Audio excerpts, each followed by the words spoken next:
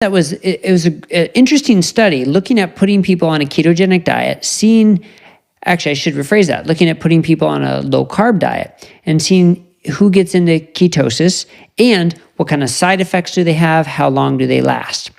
Now, at the surface, it doesn't seem like much of an exciting study because a lot of people would say, well, we know a lot about ketogenic diets already. We know a lot about the keto flu. What was interesting about this one is they took people and put them either on a 5% carbohydrate diet, a 15% carbohydrate diet, or a 25% carbohydrate diet.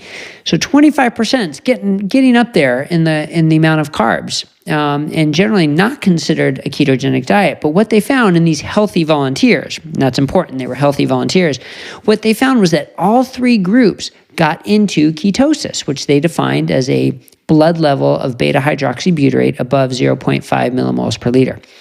So the 5, 15, and 25 all got into ketosis. Now, not surprisingly, the 5 and the 15% stayed pretty solidly in ketosis, whereas the 25% kind of went in and out of ketosis. And that makes sense. The higher your carbohydrates, the less likely you are to stay consistently in ketosis. Now, whether or not this would be true for people with diabetes, insulin resistance, metabolic syndrome, obesity, that's another story.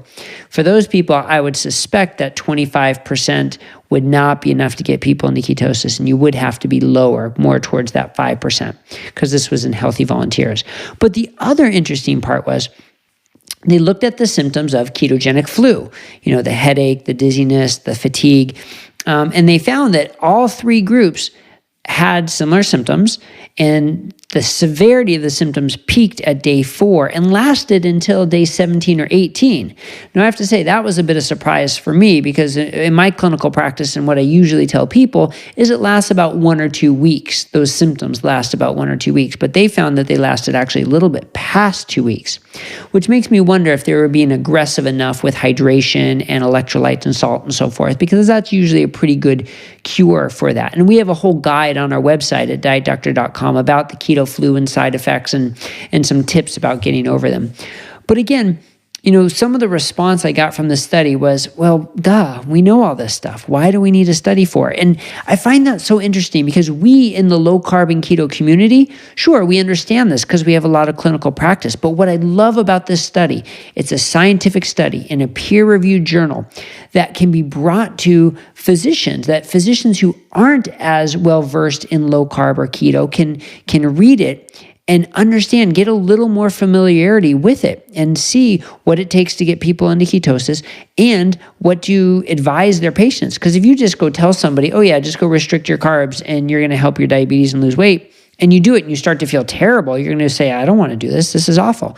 But if instead that doctor has that knowledge and says, for the first in the first 4 days, you're going to notice these symptoms peak and they're going to last for 17 to 18 days, according to this study. If a doctor has that information from a peer-reviewed journal, all of a sudden they can counsel that patient so much better. So anyway, that's my long-winded explanation about why I think this study is so great. Well, I commend the researchers from New Zealand who did it, and why I hope we have more of it so we can reach more doctors. And you can bring these studies to your doctor and say, look, I want to educate you about a low-carb diet.